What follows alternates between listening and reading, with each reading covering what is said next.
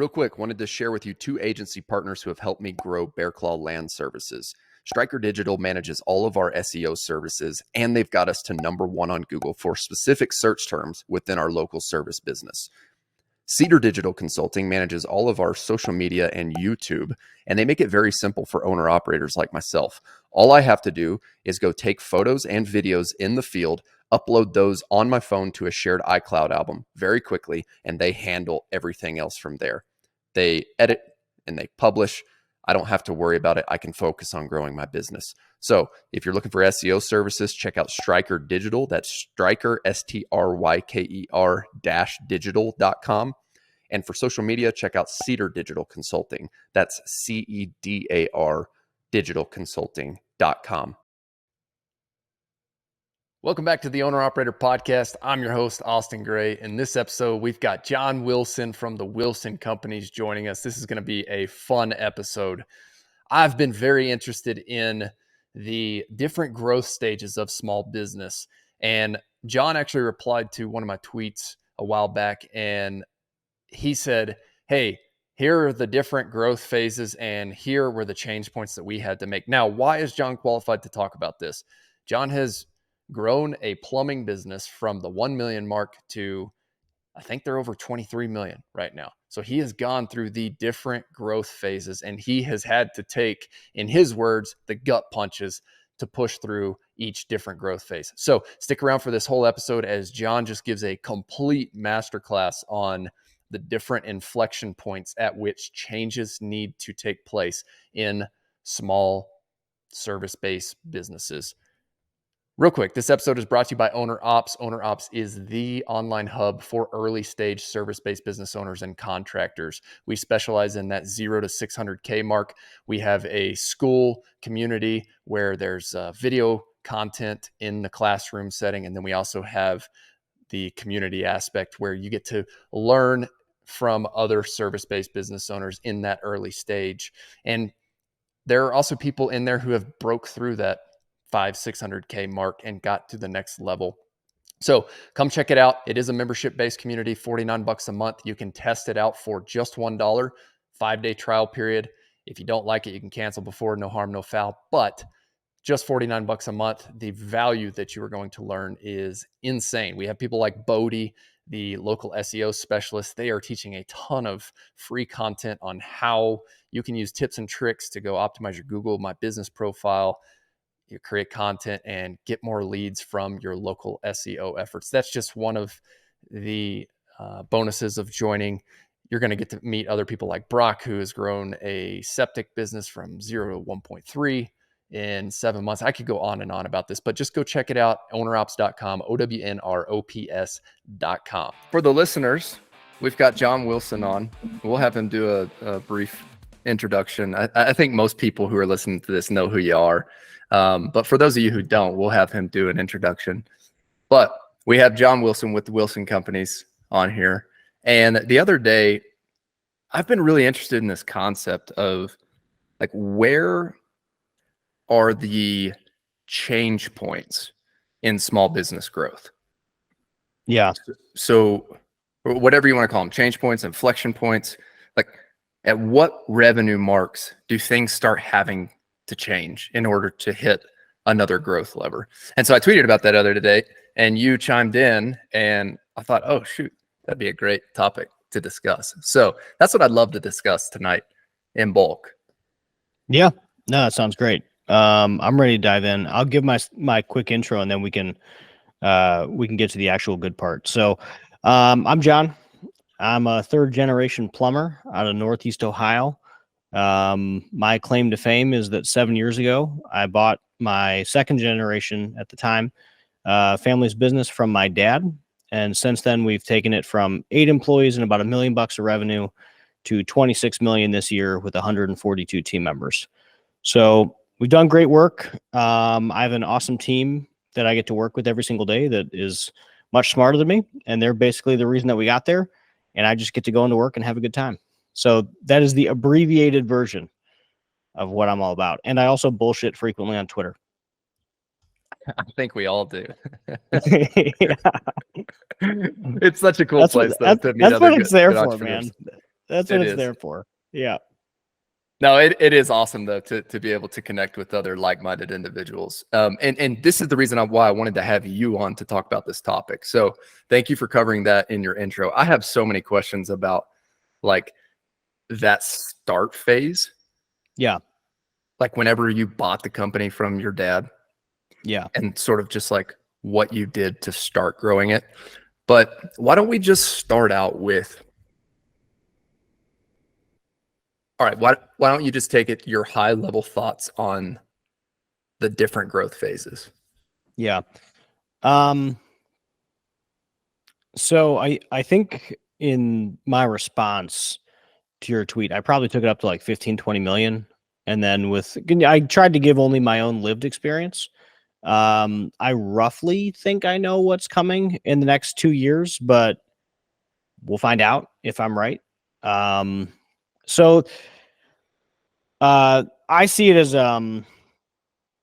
every time we have infrastructure change and every time you have an inflection point, what you're really dealing with is you ran out of capacity. Like somebody ran out of capacity, and you have to build new capacity inside the business. Almost always, that new capacity is people. Like almost always. Uh, so like maybe that's an accountant, and I'm going to give a flushed out answer, but I'm trying to like explain the concept that we're dealing with. So maybe that's an accountant, or maybe that's a recruiter, or maybe that's managers, or a president, or whatever it is. Each sort of inflection point has a different capability that you have to add to your business. So that's the best way to think about it. If your cup is full, where is it going to overflow to? And then how does that person's cup fill? And then where does it overflow from there? Ideally, the way to think about scaling a business is you are turning generalists into specialists over and over and over until the day you die. And the bigger the business gets, what used to be a specialist becomes a generalist. So like right now, when you bring on an HR person, somebody's first HR person, that person feels like a specialist because they're focused on HR. Well, HR is actually like 8 different disciplines. So like really they're a generalist inside HR. They're just capable of touching each of those disciplines. So, how you handle that at 100 people is different than how you handle it at 1,000, where each of those disciplines would have a different person. Does that make sense? Okay, Totally I'm makes getting a sense. nod. Yeah. Okay, perfect. So the smaller you go, obviously more people wear more hats.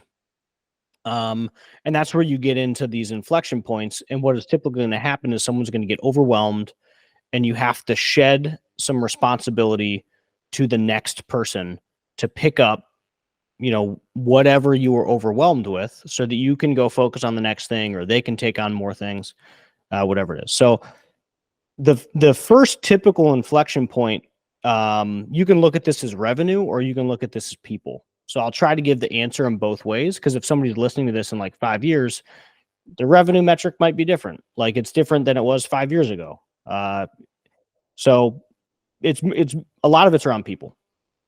So that first $1,000,000 is when the owner should stop producing, and that is a challenge. Because the owner is typically the producer when they start. Like, I think, are you driving the machinery right now? I was in the first 18 months. Yeah. For this next year, I'm transitioning into sales and estimating, and we Yep. have a field crew in place. Nice. Yeah, nice. That's awesome, man. So that first million, the big gap is, do I have the lead flow to support 3 or 4 people in the field, or whatever $1,000,000 of revenue is for your trade? Maybe it's more, maybe it's less. So do I have the lead flow to be able to drive that? Do I have the right pricing? And then can I step back and do exactly what you said? Can I do sales and estimating, or can I do project management and then bring on a salesperson, or whatever it is, whatever is overflowing your cup that you no longer want to do. So for you, that's driving a machine. Now you get to go sell, and that's sweet. So then what's going to happen is that's going to work. right? Like you're going to be successful at that. And you're going to win. Your guys are going to do good work. You're going to bring on some more guys because now you're selling projects and you're going to be good at it because you're the owner and you need to eat.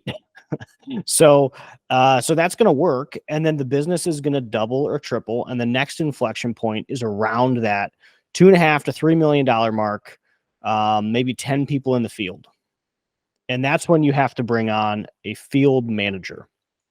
So again, the cup overflows again. So it overflowed where, hey, I can't run this business from on a backhoe or in a plumbing truck. And now I can't run this business if I'm the one selling and project managing, because somebody has to keep the pipeline full, right? Because if I'm doing both, like it's going to be big peaks and valleys. So I'm going to go sell a bunch, but then I have to manage a bunch. And then I have to scramble because now we don't have any new projects. So now I have to go sell a bunch. And it's just this big up and down thing that you have to get consistent. So around that $2.5 million mark, 10 people in the field, you start thinking about field management, or I'm going to hire a salesperson, or maybe both. In plumbing HVAC, that's usually like the first service manager, 8 guys in the field. Does that make sense so far? Totally makes sense. Yes. Okay. So this is still a mostly flat organization. You know, you probably have a bookkeeper or a call taker or office manager, $2.5, $3 million of revenue. You have a field manager, office manager, maybe an admin assistant, yourself doing sales estimating, and 10 guys in the field. So 15 people total doing $3 million, which 200,000 in revenue per employee. That's good. It's a good number. I'd be proud of that.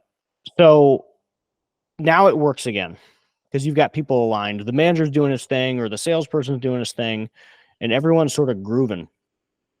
And the next one comes at 5 million.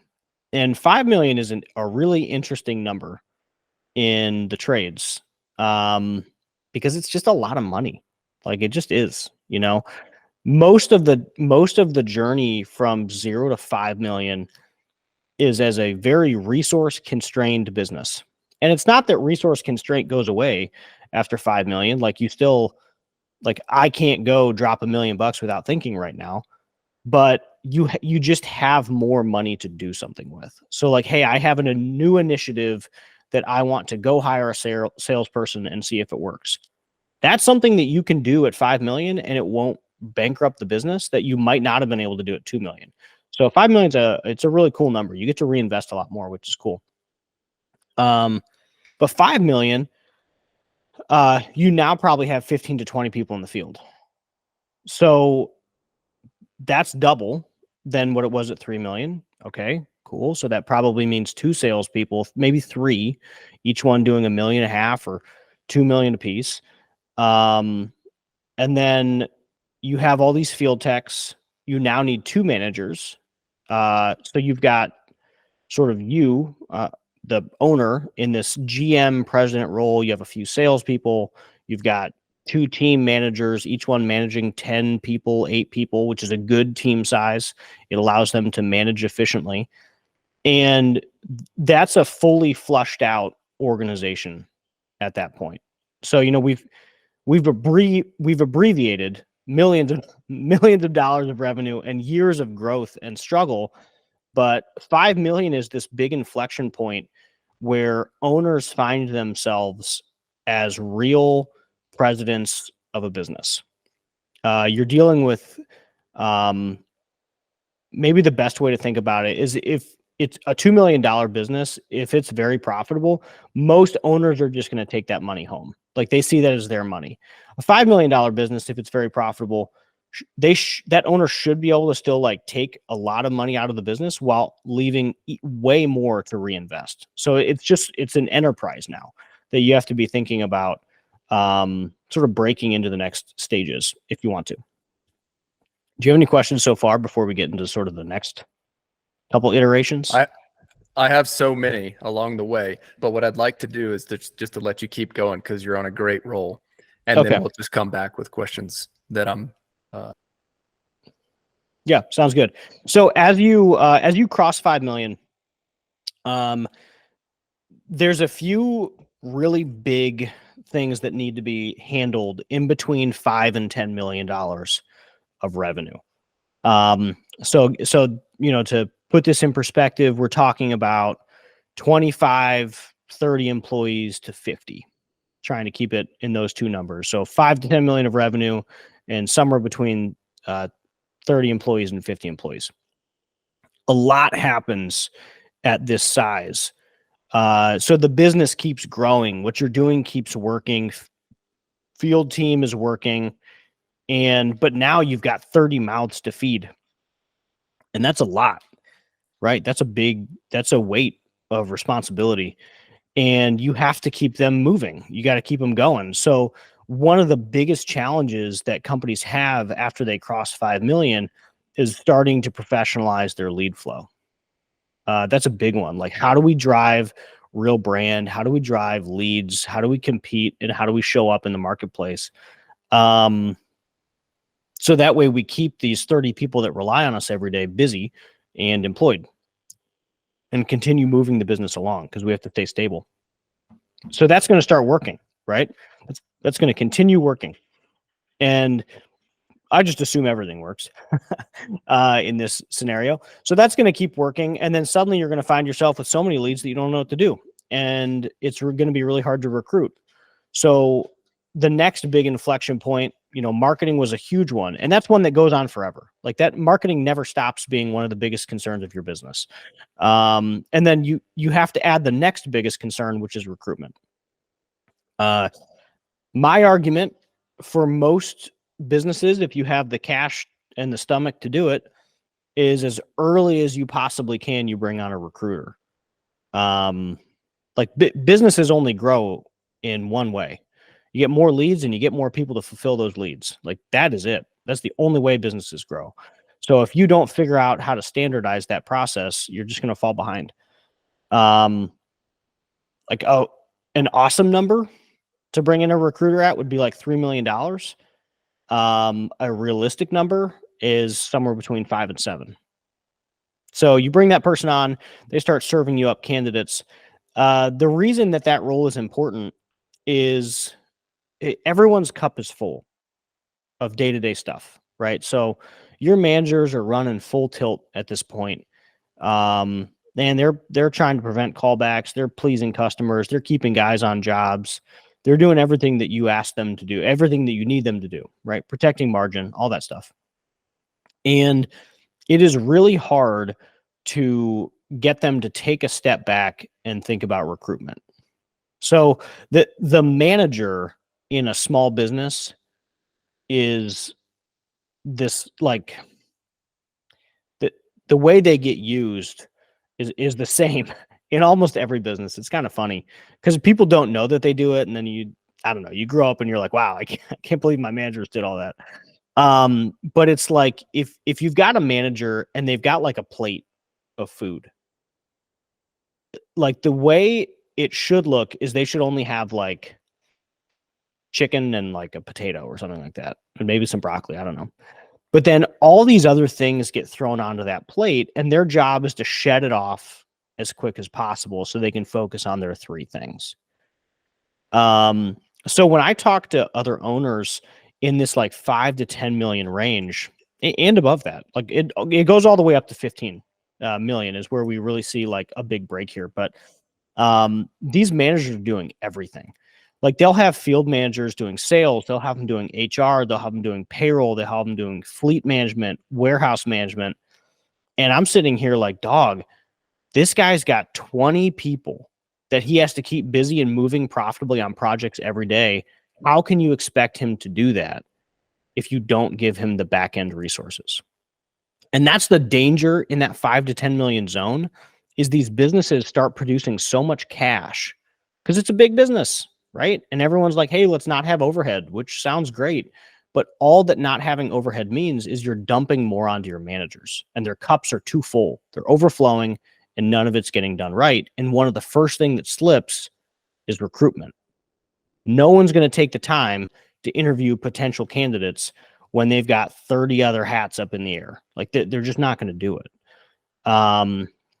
So the phrase that we always used to do or use, and we still use, just depending on the thing, is if it's everyone's job, it's no one's job. So if recruitment is everyone's job, it's no one's job. And if lead flow is everyone's job, then it's no one's job. One person has to be accountable for that. Otherwise, you'll never see results. So that was a long tangent, but I know that people get every owner that I talk to between that 5 to 10 million revenue mark is guilty of the same thing, where they're just like, I don't want to reinvest into any overhead. I just want the cash. And I'm like, that's great. But like, you're going to burn your managers out because your managers are actually doing like 7 people's jobs right now. And if you're unhappy with the performance coming out of your field team, like, you only have yourself to blame because you refuse to hire the people that you should have hired. This is as much me talking to myself 5 years ago as it is like, you know, anyone currently. Okay, so between 5 and 10, you're dealing with lead flow and you're dealing with recruitment, and those are the 2 really big things that you need to knock down. At this point, you're going to be a 3-tier organization. So when you look at your org chart, the way that looks is you've got the guy on top, the pres, the owner, the whatever you are. You have the frontline managers, service, install, and then you have the rest of the organization. So 3-tier org chart. And that'll get you up to like 10 million bucks. So could we stop right there and could yeah, you dive a little bit deeper on the org chart?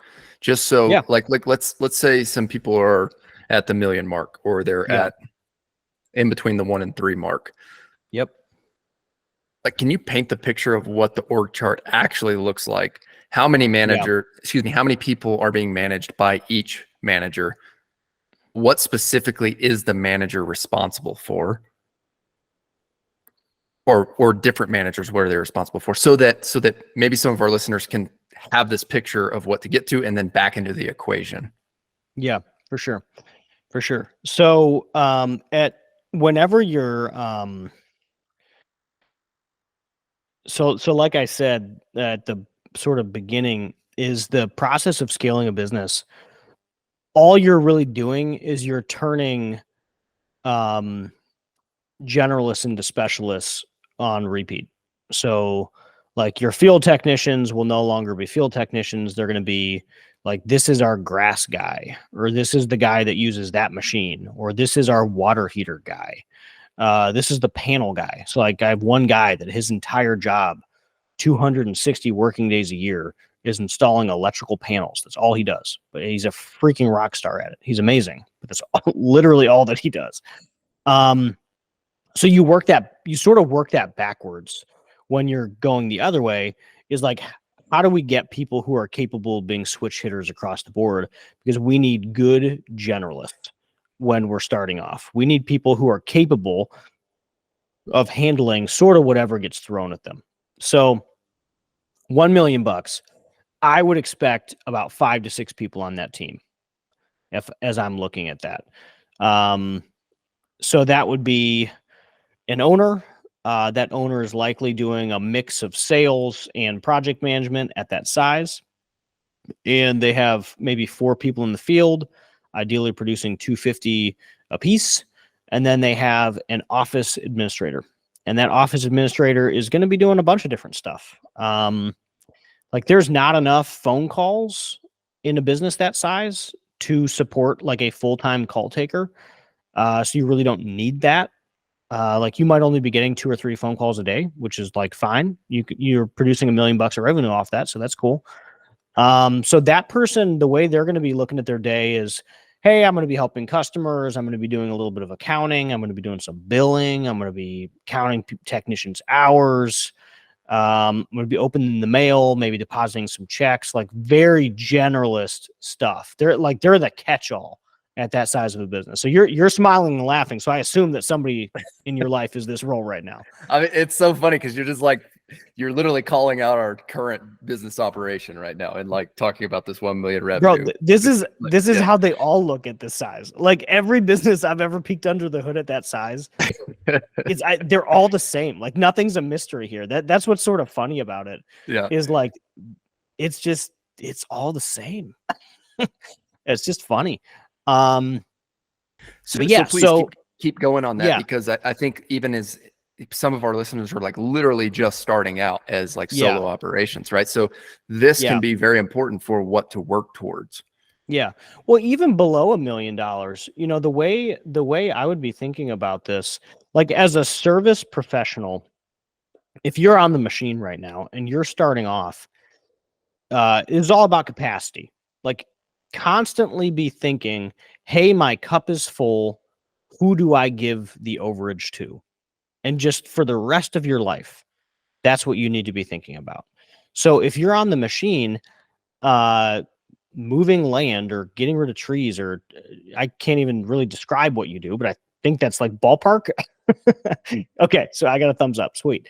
Um, so like the big barrier to you producing more revenue, if you're the guy, it's just you, is going to be administrative bullshit, right? Who's picking up the phone? Who's scheduling appointments? Who's maybe you have to do permits or something? I don't know. Who's going to deposit checks? Who's going to handle billing? Who's going to call people that owe you money? So the biggest and best bang for your buck as soon as possible is you hire an admin. You hire that person that's going to catch everything. Because what that's going to allow you to do is that you're going to double your capacity. If you're the only earner, then your entire job is to maximize what you can earn, and offload everything that does not directly tie into earning to somebody else. Your cup overflows, hand to somebody else. So if you're starting off, I still think administrative is your best bang for your buck first hire. It's going to allow you to double revenue. Then you start hiring more people to run. Start hiring more people to run calls, because now the administrative person is going to do a good job, and they're going to schedule you more calls. And it's really hard to run quotes and more calls when you're in the machine. So you have to get out, you have to go quote them, and you don't want to feast or famine. You want it to be consistent, and you want it to be up and to the right. So the next hire is getting you out of the machine, at least part-time, ideally full-time. So that way you can move into sales and you can like feed the beast, put some marketing behind it. So even below $1 million, like that's kind of the playbook, to do this. So you start your business, you're doing your thing, land clearing, plumbing, whatever it is. Uh, you're doing 150,000 of revenue for your first year, which is good. And most people get stuck somewhere around there because they haven't brought on the admin. Then they bring on the admin, and maybe they can do 300 to 500 alone, which is awesome, with just that admin. And then you bring in more people, productivity goes down per person that you bring on, but it allows you to grow the business. So does that make sense on a road from 0 to 1? Totally. And I can second a lot of the things that you've said. That was exactly the path that we've followed to Yeah. first hires with the office admin, and Yep. then bringing on, someone to lead and operate in the machine. Yeah. And then general labor to help support them. And then Yeah. more general labor to help support them.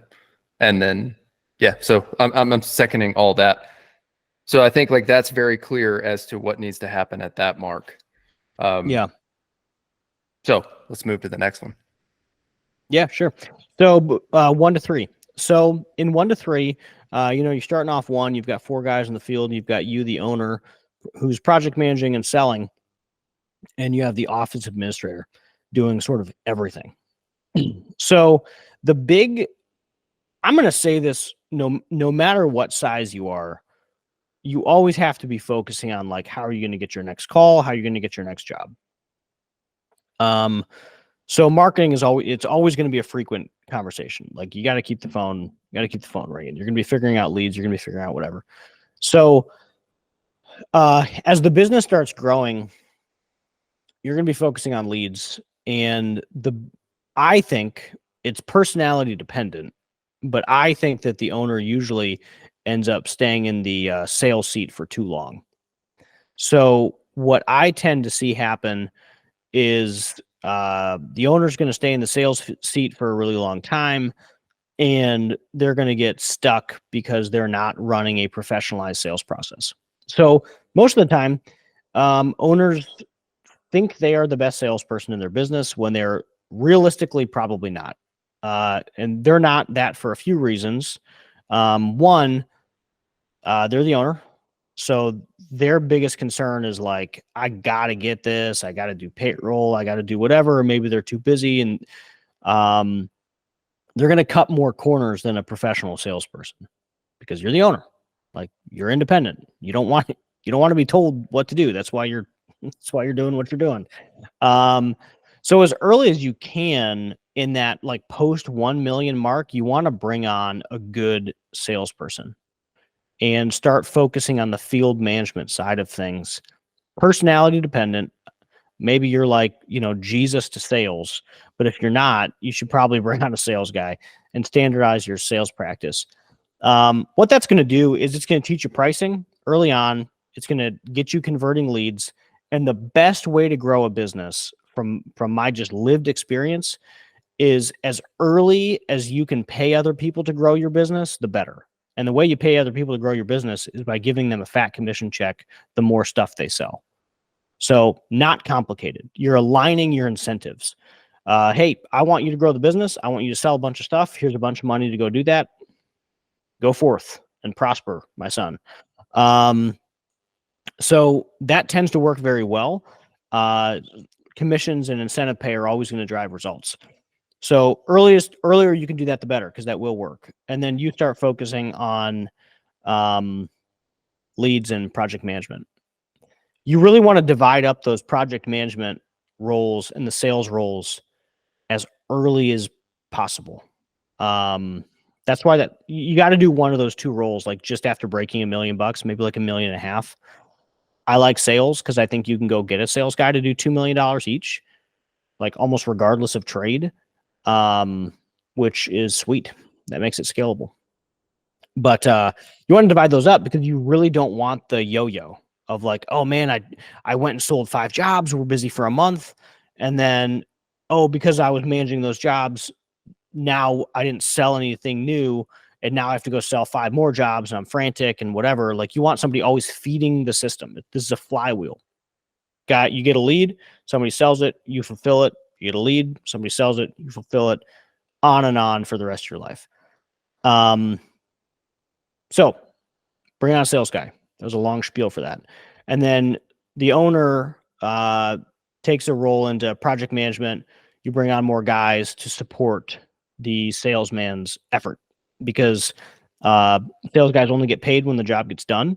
So it's now your job to make sure that you have enough capacity in the field to handle what they are selling and enough leads. But a good sales guy in some type of construction or whatever should be able to self-gen too, put them in a networking group at that size. You only need a few leads a week to make it work. This makes sense so far? Yes, it totally makes sense. And my question for you is this the exact approach you took whenever you were growing the plumbing business you bought? Much, much messier. This is the approach that I wish I would have taken. Let's see here. So my industry is a little bit different. So I was sort of basing off of yours. The earlier you can add commission to anybody, the better. So my industry is different because we didn't have like salespeople that were selling projects, whereas like yours does, right? Like, that's a little bit of a different thing. You've got like the construction guys moving earth, and you've got the guy selling projects. In my industry, it's tech by tech performance. So everyone is a salesperson.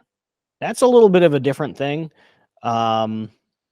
But it's the same basic philosophy, except you don't need a sales guy in that case, because everyone's a sales guy. Like, every plumber is a sales guy, right? They're there to, talk about options and toilets and whatever. So then, so we added commissions to our business when we were $1 million in revenue. And what that allowed us to do is it allowed us to up compensation. So we became a much more attractive employer in the market. We were able to hire a lot more people and fuel the growth. Tickets went up, performance went up. Like, everything that you think would happen by aligning incentives happened. Now, there was also some bad stuff, like you get bad actors, but you just fire them really quick. So we didn't have to hire the salespeople. If it was HVAC, like, I would have to hire a salesperson, but in plumbing, electric, It's a little bit different. Restoration, you have to hire a salesperson. But then we did hire our first manager roughly around 1.7. Make sense? Makes sense. Yes. Sweet. So your recommendation would be to, after that million mark, hire a salesperson. Professionalized sales. Yeah. It's a little bit more than hire a salesperson. It's professionalize the sales process. So, like, how do you price and why do you price that way? What is included on every sale? Like, and what's not included? Like for sewers, we professionalized the sales process. So I used to be the guy that would sell the sewers. And I would go out there and I'd have a rough price, based on like man hours that I thought it would take and rough material I thought it would take. And man, it was terrible. And then I didn't do a great job of setting expectations with the customers because we didn't have a professionalized sales process. So we bring on a sewer sales guy. He does a great job. We're excited about his work. He sells a couple $1,000,000 a year of sewers. But it's now a much more deliberate, professionalized process, which I would not have done as the owner. Like that, like I'm like trying to keep guys busy. I'm gonna, break some eggs. I'm gonna keep doing my thing. This guy's gonna like follow the rules. So now it's like price per foot. Great. Here's what's included. Here's what's not included. We're not going to reseed the lawn. We're not going to come back and tamp it down. Like, it's going to take 6 months to settle, whatever. So we had to set standards for that role and for the customer in addition to hiring the salesperson. So just hiring the salesperson doesn't like solve the problem. It's certainly a big step towards it, but you also have to create the why are you pricing this way and what does your type of work look like? Because that's how you scale a sales team. Because what happens when you hire the second guy if you didn't set up the rules with the first one? It's a cluster. They're selling in two totally different ways, using two totally different pricing matrices, setting two completely different sets of expectations. And you'll probably hire your second sales guy before you hit $3 million in revenue, assuming that each one does, caps out at $2 million a piece. So you'll be, $2 million. You'll start selling again. Your cup's going to overflow because you've got other stuff going on in your life. You got to hire the next guy in order to get to 4. So is that something you worked on specifically, was creating or standardizing the process? No, I'm not very good at that. So it was really messy. And then I brought on a great ops manager at about 4 million, like 3.8, I think. And he standardized the process. Do you wish you would have brought that person on sooner? If the budget allows, yeah, for sure. So are you saying the budget did not allow until 4 million to bring that person on? I didn't think the budget allowed. Okay. The budget probably did allow. I just didn't think it did. And I could say that about most hires. Most hires that have moved the business forward felt like a reach when we brought them on. I've gotten used to the feeling now. I used to just say no. But now, like, we're bringing on big hires that it's an investment. It's a very real amount of money that we're bringing people in at. And it's a gut check every time still. And like, we have got a big budget now, and it's still a gut check every time. Where I'm like, holy smokes, like that's a lot of money. But what they bring to the table is game changing. And, saving money on a key hire isn't like a win. Like you probably didn't save money. You probably lost money, and it's probably going to end up being a really big problem. So that's like a different thing, but pay up for key hires, I guess, and as early as you can. But I also understand, like, small businesses, budget constraints are real. I get it. I remember it. That was like 3 years ago, 4 years ago. It's such a good word to hear that it never goes away, because this morning, our office manager and I were on a call, and Yeah. we were reviewing the financial projections for this year. We're bringing on 2 new hires starting in May during our busy season. And one of them is going to be our highest paid employee by a good amount. And we're sitting here running the numbers on the projections, and I'm looking at the revenue numbers, and I'm thinking, okay, this is going to be a little bit of a stretch. And then you look at the net profit, and you're like, you just feel like you got punched in the gut. And so it's good to know that it just never goes away and that it's normal. But anyways, it never goes away, and it's normal.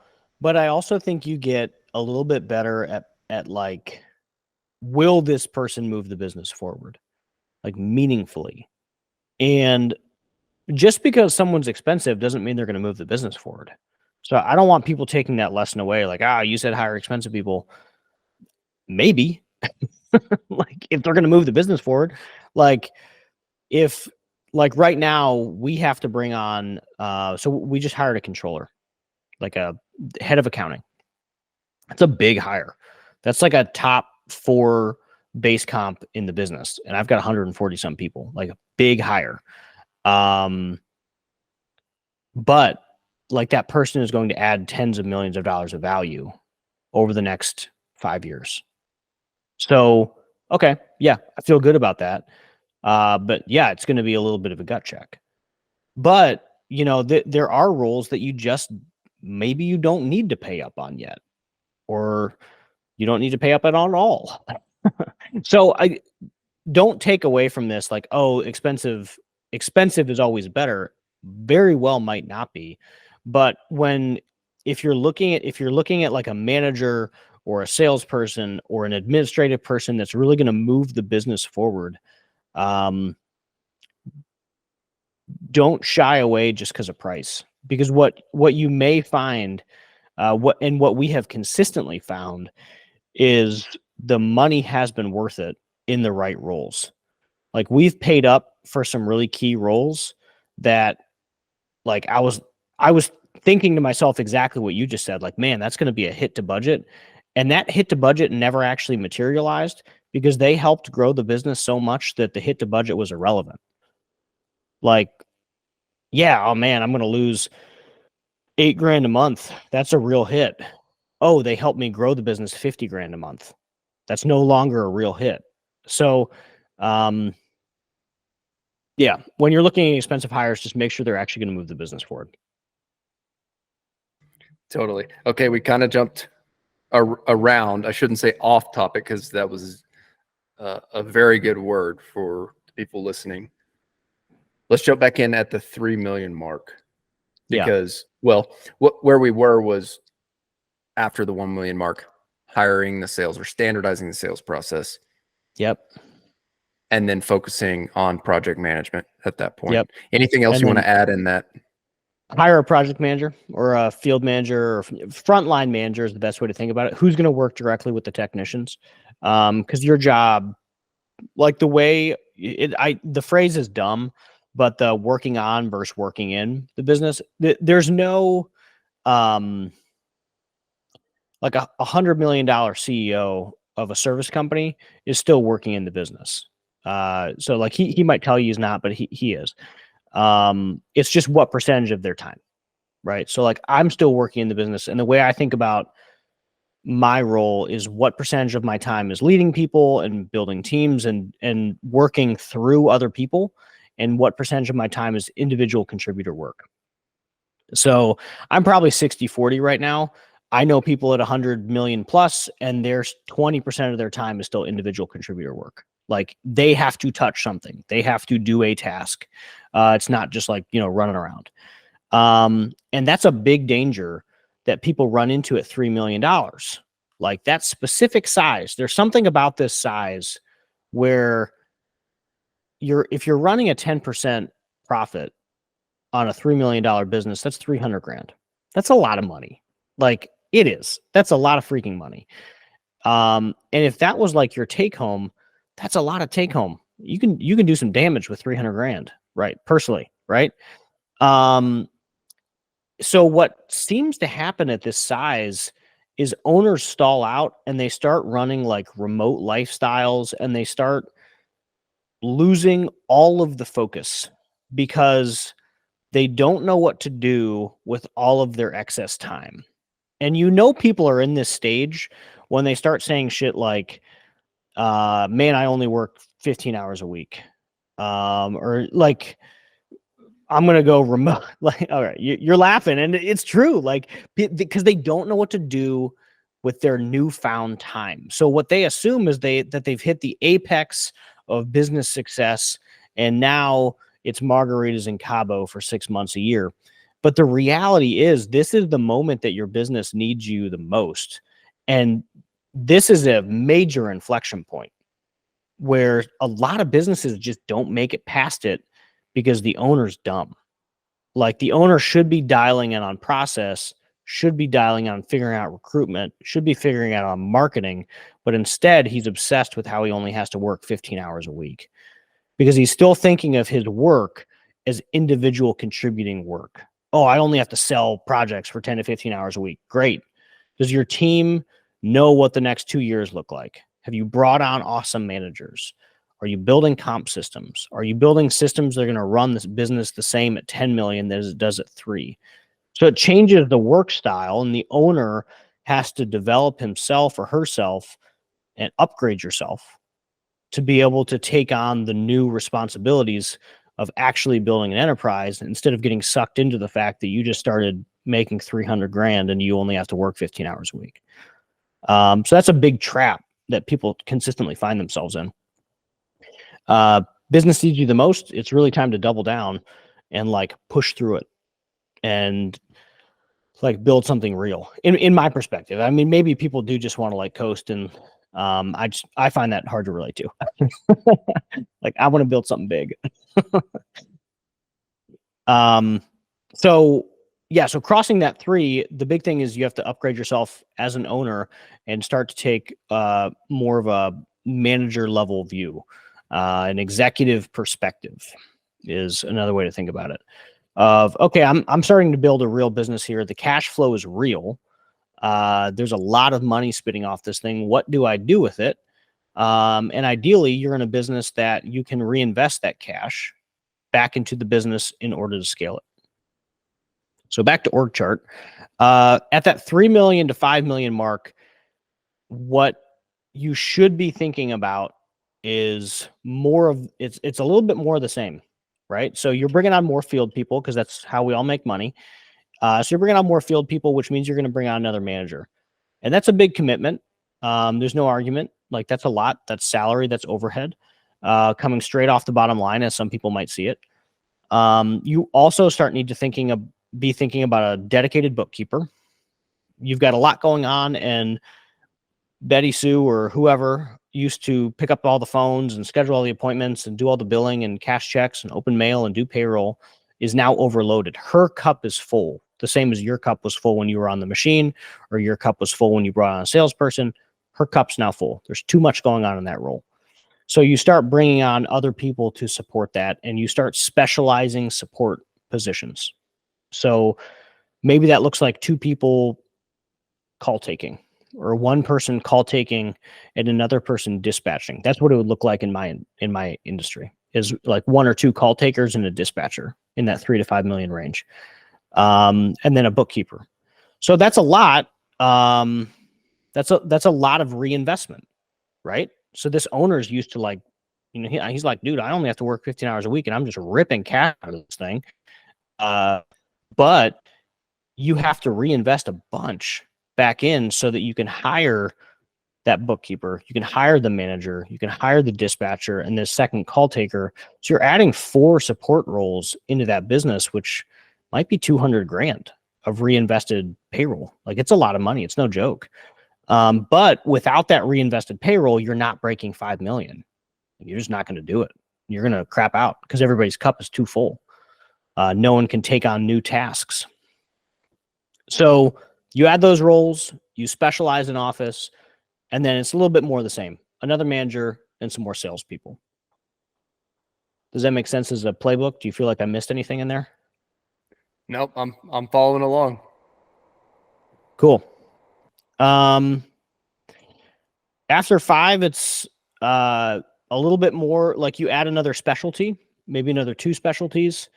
So the big one that I've said is recruitment. Like you really can't grow without more recruitment. And the bigger the business gets, the worse your turnover gets. Like you have more churn because you have more people. So it's no longer going to be the same people you worked with for 20 years. You're going to be constantly bringing on new people and offboarding people that this is no longer a fit for, which does happen a lot between 1 and 10 million. So like forewarning, the same people that were with you at 1 million very well might not be, most likely will not be the same people that help you break 10 because it's a different person. Like the person who wanted their hands in everything, who wanted to help with payroll, who wanted to do some HR stuff, who wanted to book appointments and talk to customers and do billing, like that's a switch hitter. And that person is not going to thrive if their whole job is bookkeeper or if their whole job is call taker or dispatcher. Like they're going to struggle because they're used to, fingers and everything. So they really tend to struggle. So you cycle a lot and you have to recruit. You have to have a really steady flow of recruitment in order to keep up with the cycling. So that's a new specialization that you're going to add. And then marketing is the next big specialization that you're going to be adding. Because you have to now get enough leads to make this thing consistent. $5 million business, you got to keep your sales guys fed. So what inside the field, it kind of looks like the same. And the field doesn't change a lot between 5 and 15 million, which is kind of hard for people to believe, but it's really just like more of the same. Like, okay, I'm going to bring on more techs, and maybe those techs get more specialized. So, you're just going to always continue specializing. More people are going to keep doing less things. So like I've got a water heater person. We have a panel person. There's a generator person or HVAC salespeople. So like people get niched down into whatever they're like world class at. But you hire more salespeople, you bring on more managers to keep the teams roughly around 10, and you just keep doing that over and over, basically. The biggest changes happen in the administrative side of the business, where you're building fully new functions that have never existed before and you may have never had to deal with before. Building an accounting team, between 7 and 12 million, that accounting goes from like a 1.5 to 3 person department. You've got at 5 to 7 million, you just have a bookkeeper. At 12, you've got APAR and a staff accountant or a controller, like totally different, right? So that's just an example, but that's most of the work that you put into your business as you start building out infrastructure, like the platform from which your company can grow. So, hey, I have an organized accounting department. So that means our money is going to be in order. Our budgets are going to be good. So we can always reinvest. Okay, awesome.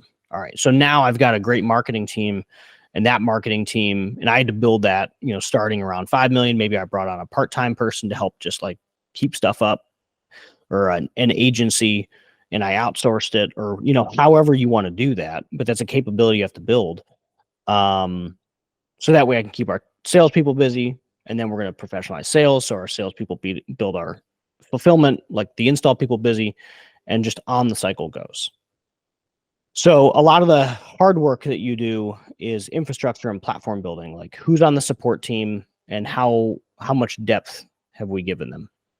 That I don't know that was very tactical, but did it help at all before I get more tactical? Of course, this is awesome. I'm just trying to stay on mute over here so I can just let you keep going. Yeah, well, I can probably talk for too long, but I also want it to be relatable to the listener. So like if most of the listeners, like I think an aspirational thing is good, like, oh man, I can't wait to have an accounting team. But it is most of the listeners, is that a problem that they're going to have to deal with for the next few years? Maybe not. Like where do you think most people are at? Well, I can tell you where I'm at right now. And maybe Yeah. that's relatable because like I've had people who were reaching out about the podcast, and it was interesting.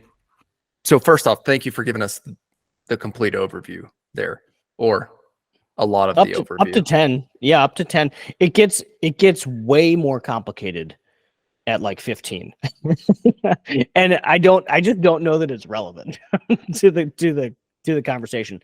But like in layers of org chart, those are the big inflection points. So in inflection points, and I know I've said this and I've like talked around it, but the inflection points are people's cup getting full. So then you have to bring on new support people, but it's also what is the CEO doing? And can you upgrade yourself? Because the person that is running a machine is not the same person that is going to be running a $3 million business. Now, you might be in the same body, but you are a fundamentally different human. You would have learned more, you would have known more. And that's also a very different person that's going to run a $10 million business and a 15 and a 20 and so on. And you have to develop yourself so that each new stage of the business, if that's what you want to do, if you want to be the one running it, then you have to invest and develop yourself so that you can be that person. I've had to reinvent myself like 6 times because I was the guy in the truck. I was the plumber 7 years ago, like hands on the tools, installing boilers and water heaters and toilets. And that's a different person at $1 million to run that business. It's a totally different person at 3 million with 2 managers and 15, 20 people in the field and an accountant. Completely different. It's like a reinvention, which is again totally different from 5. When you start to thinking about building infrastructure, I'm like, okay, what does an accounting team look like? How do I bring on marketing? Totally different from 10, when now you're several layers from most of the organization. So I think the 3 big things to remember, like the takeaways, is capacity is cups overflowing and where do they go next? Scaling a business is turning generalists into specialists over and over again for the rest of your life. And if you personally want to run the business, then how are you going to upgrade yourself so that you are capable of running the business at each new stage? Because it does require a completely different version of yourself. Like the me from today would not recognize the me from 7 years ago. Well, this is incredible. John, thanks for giving us the overview here. We are at the hour mark. So We I did think it. I think We we made it. could, I have so many tactical questions, and I think we could go a whole another hour on tactics. I mean, do you want to ask your top 3? Let's do, if you're down, let's do a part 2 at some point down the line. Yeah. For tactical questions. Sounds good. For right now, so I just told you, here's where we're at in our business. Yep. Like I said, last 18 months, started as sort of like the owner operator, right? And that's kind of why, and I do have to mention,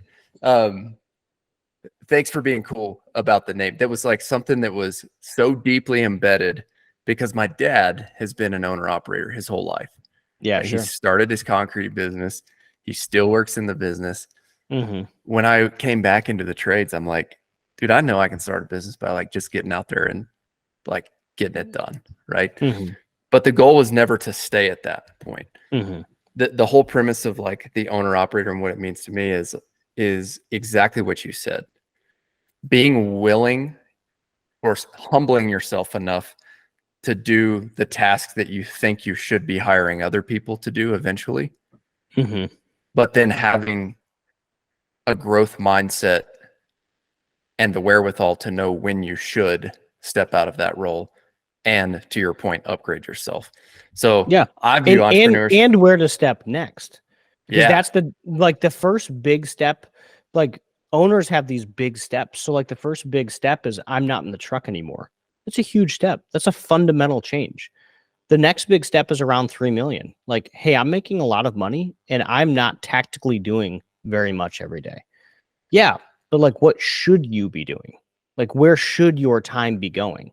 And I guarantee you it's not golfing. Like, your time should be doing something else. So it's knowing when to step back, but it's also knowing where to step to. Absolutely. So just to sort of recap here, I would say my main question for you is, with where we're at in our current business and what you know about it, do you feel that, or do you think that I'm taking the right step in delegating the field work to the crew, focusing on sales and estimating for this summer, and then having a plan to standardize that, starting to get some of how we price and why we price the way we do onto paper,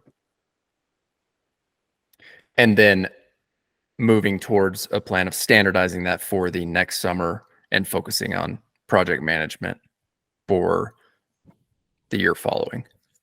Yeah, I mean, I think that makes sense. I think one of the most challenging things that you didn't talk about yet is like marketing is always a thing. So if you bring on a sales guy, how are you going to keep them fed? Like, sales guys will close stuff if you give them leads to close. So you're going to standardize it. You're going to bring on a sales guy. Okay, how do we keep that train moving year round? Because a business, I don't know what yours is like. I assume it's tough in the winter. I know mine is. But you have to figure it out because it's really hard to run a $10 million business 8 months out of the year. Like, maybe you can. There's very large landscaping companies that do it, but it is much easier if you figure out a way to work through the winter and do something else and have consistent lead flow that whole time. So that'd be probably one of the bigger things is, yes, standardizing, yes, hiring, but then how do you keep that guy busy? Yes, absolutely. So our plan is to build snow plowing in as an additional wintertime service. What we're testing right now is marketing in certain areas of the state that don't hold as much snow. And we've had a little bit of success with this so far. We're getting 2 or 3 leads a week right now from our marketing campaigns. But I don't want to hang my hat on this is 100% the route that we need to go yet without seeing a whole winter through with testing this.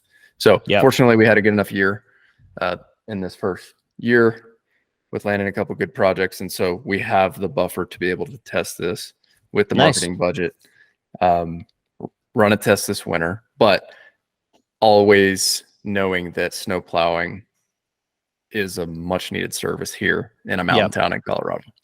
100%. 100%. Yeah, that's a solid plan. I love it. Sounds good to me.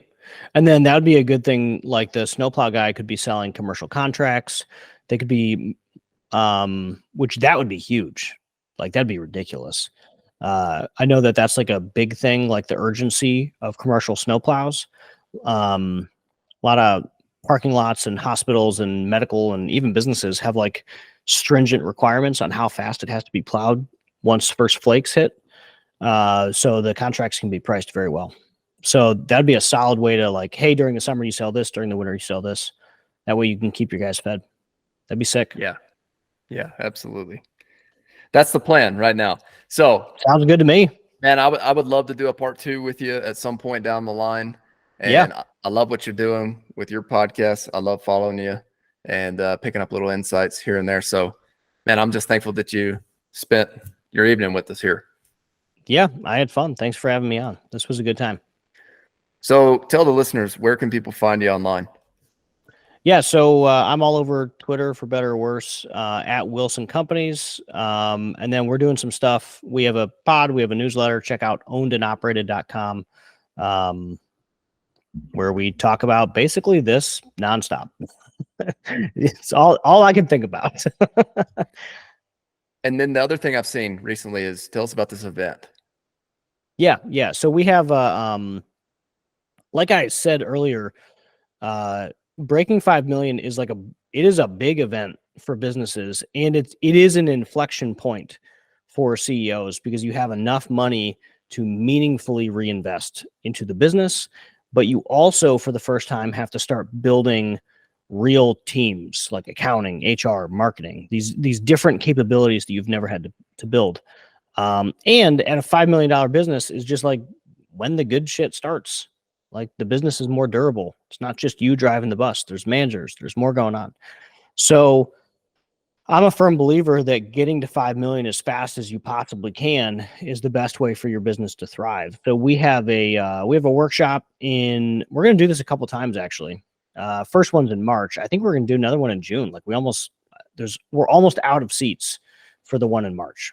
But it's at my headquarters in Ohio. So that way you can come in and you can see what it looks like at closer to scale. So, we have 140 some people on the team. So here's what a call center looks like. Here's what a fully fledged marketing team looks like, or accounting or HR or whatever. And then we work backwards to, okay, you're at 1 million or 2 million or 3 million. How do you get to 5? Exactly what we talked about here? What are the inflection points? What's the org chart? How do we think about like reinvesting? What does fleet look like? What are the big pivotal roles? How do you drive leads? So it's 2.5 days of that, like the whole time. We're just talking about scaling your business past $5 million. So it should be good. Specific to plumbing, HVAC, electrical, or industry agnostic, just in home services? Fairly industry agnostic, just home services. So we do a lot of, obviously just because of the audience, a lot of people are plumbing, HVAC, and electric, but we do have a couple roofing guys. We've got some commercial services companies. We have fence installation. It's all service specific. A fair amount of it's B2B because a lot of the stuff's the same. Like the office side changes a little bit, but at 50 people, you're going to need an HR person regardless of if you're serving homeowners or businesses, right? You're going to need a marketing person regardless. The marketing person's just going to be different, right? In B2B, that marketing person is going to be a door-to-door sales guy. In B2C, that marketing person is going to be helping you optimize ads. So different responsibilities, but same roles. So we dive into both of those. That way you can figure out whichever one you are, how to grow your business. So yeah, pretty industry agnostic, just inside home services or commercial services. Sweet. And where can people find the details for that event? Yeah, that's on ownedandoperated.com. And it's March 19th through the 21st of this year. And then again, by the time this airs or whatever, it legitimately might sell out. Like we only wanted 30 people and I think we're at like 26 or something right now. 2 or 3 more joined today. So there will be another one probably in June or July. So, sign up for the wait list. It'll be coming up there soon. I was just going to the website here. So it's what? There's a workshop up at the top. Yep. Sweet. And there's a great picture of John right there on the landing page. Yeah. That was a joke. And Kristen ended up putting that right up there. I love it. Man. It's great. So that's the HQ, huh? That's the HQ, man. Yeah, we just moved in there 5 months ago. We had 6 locations last year, and we moved down to 1. So last year for us, this is a totally different episode. But when you break 15 million, the game really changes. And I could write a fucking book about what you have to do to break 15 to 20 million. Why don't you write a book? Probably one day. I think I'll have to get big enough that people would care. But breaking 15 to 20 million was like wild. So that was all of our work last year was, each of those roles that you build at 5 million, like the HR, the recruitment, the accounting, breaking 15 million is professionalizing the shit out of them and building depth into each one. So it's no longer the one accountant. It's like 5 people on your accounting team, each in very specific specializations. And soon that won't even be specific enough. Like soon AP is going to become like 5 different roles, right? To be even more specialized, because the whole journey is generalist into specialist until the end of time. Like that's not an exaggeration. Like you think you're specialized enough as AR clerk until you find out that hey, maybe one person's entire job is depositing checks, and maybe this person's entire job is managing accounts A through J, and then K through O or whatever. So it just continues to specialize. But the big thing that we had to do was we built out fully functioning teams, placed new leaders above each of them, brought on a whole row of frontline leaders, and we became a 4-tier org chart, which was a really big step up and another reinvention of myself where I had to now learn how to talk and filter my vision, my communication, my whatever through multiple tiers of management in order to get to the vast majority of the people that work on the team. So really big reinvention of myself that I'm still in the middle of. I don't think I'm very good at it yet. And a massive, what's a $200,000 a year reinvestment into payroll at 5 million is a $2.5 million reinvestment in payroll at 15. So it's a gut punch. It's crazy. Oh, dude, it's incredible what you're building. It's so fun to watch. Yeah, it's fun to build it. Yeah, I mean we're aiming for 100 million by 2030. So that's the track that we're on. I have so many questions right now. We can make this like a 3-hour episode. All right. We can tag in next week. We can tag in next week and do more. Yeah, last question here. Is that going to be specific in plumbing, HVAC, and electrical, or are you going to bring on additional services to get there? So we'll probably bring on appliance repair, and we're seeing that as the last one. Really? Yes. And so at that point, you just have to expand geographically or get more leads in your current markets? Both. Our current market has capacity for 100 million business. So what do you define as your current market? So there's 4.3 million people that live, that's population inside the area that we serve. And 1.6 of them are eligible customers. So that's our TAM. That's our total addressable market. That's people that we can well and truly serve. So they live in our service area. They have income that will likely pay for our services, and they own a home. So we have 1.6 million people in our service area that fit our qualifications. So right now we have 6% market share.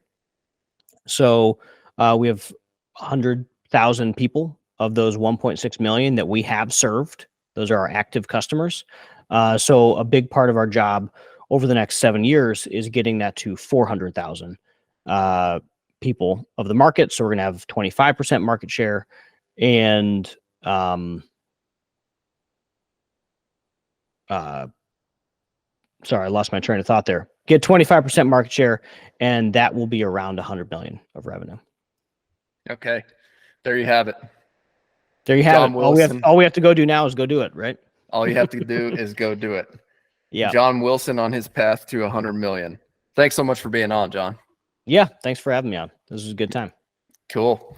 Well, thank you guys for listening to another episode of the Owner Operator Podcast. If you like this episode, please make sure to like, comment, and subscribe if you're listening on YouTube. And if you're listening on Apple Podcasts or Spotify, please make sure to like, follow, and we would greatly appreciate a 5-star review. And with that being said, we'll see you in the next episode. And we'll see Mr. Wilson back for part 2 at some point.